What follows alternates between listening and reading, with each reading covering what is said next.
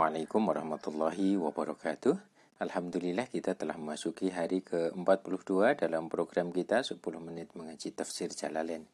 Insyaallah program ini akan laksanakan setiap hari dan semoga Allah masih memberikan keistiqomahan kepada kita semuanya untuk mengkaji ayat-ayatnya, untuk memahami maknanya, untuk mencari hikmah di dalamnya sehingga kita semakin tercerahkan di dalam menuju Allah Subhanahu wa taala. Amin amin ya rabbal alamin. Untuk memulai kajian kita pada kesempatan kali ini, mari kita bersama-sama membaca basmalah. Bismillahirrahmanirrahim.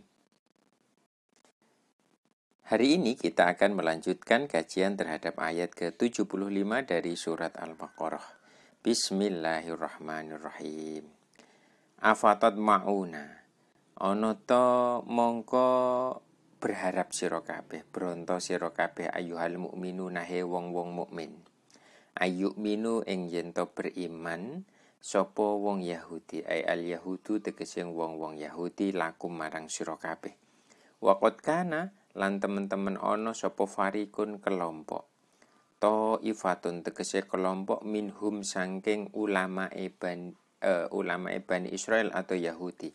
Ahbarihim tegese ulama-ulama utawa orang alim-alime al-Yahudi.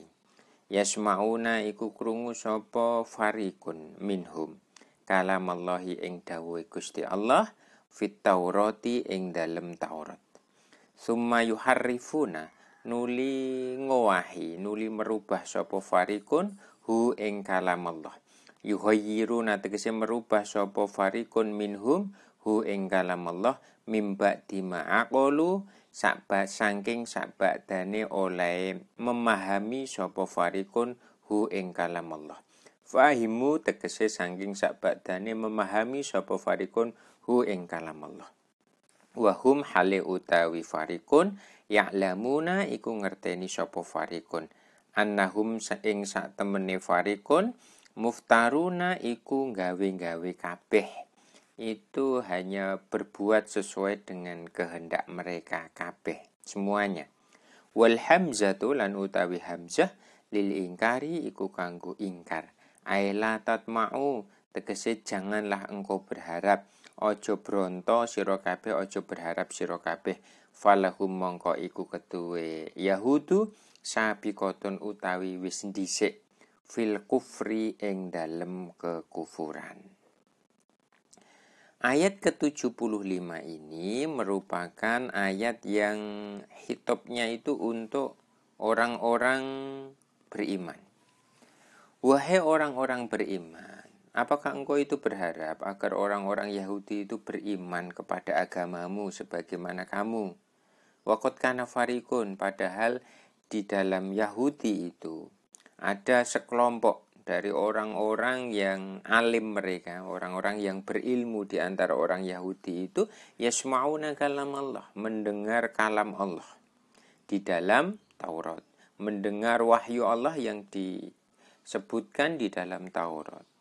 Tsumma yuharrifuna, dan mereka itu kemudian mengganti apa yang ada di dalam Taurat tersebut, mengganti kalamullah tersebut mimba dima'aqaluhu, setelah mereka itu memahaminya. Jadi apa yang disampaikan dalam Taurat mereka paham, kemudian dirubah sesuai dengan kehendak mereka. Wahum ya'lamuna annahum muftarun, dan mereka sangat mengetahui bahwa mereka itu memang benar-benar muftarun, orang-orang yang hanya mengada-ada, orang-orang yang melakukan perubahan di dalam Taurat tersebut. Mereka paham bahwa mereka muftarun, orang-orang yang berbuat dosa besar karena melakukan perubahan tersebut. Wal hamzatu lil ingkar. Maka di sini afatat mauna, ini pakai hamzah ini adalah li ingkar. Maksudnya apa? Ailatat mau. Enggak usahlah berharap, gitu ya. Enggak usahlah berharap orang-orang Yahudi itu akan beriman kepada agamamu sebagaimana kamu. Falahum sabiqun fil kufri. Karena apa? Mereka itu dari dulu ya sudah kafir. Dari dulu nenek-nenek moyang mereka itu ya banyak yang sudah kafir. Artinya apa? Enggak usah terlalu berharap lebih agar mereka itu beriman kepada agamamu. Di sini Ayat ini kalau kemudian kita tinjau dari teori psikologi ekspektasi, ya, kalau ini dihubungkan dengan teori psikologi ekspektasi bahwa semakin kita banyak berharap atau ekspektasi kita itu tinggi, biasanya kita akan menilai hasil pekerjaan kita itu jelek. Kalau kemudian sudah menilai hasil pekerjaan jelek, maka orang yang berekspektasi ini akan mengalami tekanan, akan mengalami ketidakbahagiaan. Makanya ayat ini ketika kita sebagai orang yang menyampaikan suatu kebenaran ke orang lain, maka ekspektasi kita jangan terlalu tinggi gitu. Kita boleh berekspektasi, tetapi jangan terlalu tinggi. Karena apa? Itu tadi, dalam teori psikologi ekspektasi, ketika ekspektasinya tinggi, biasanya kita menilai pekerjaan kita buruk ya, atau jelek. Sebaliknya, jika kita merendahkan ekspektasi, maka produktivitas kita akan naik. Itu dalam teori ekspektasi seperti itu. Jadi, kalau kemudian ekspektasi kita itu nggak terlalu tinggi, yang terpenting adalah kita tahu tujuan kita.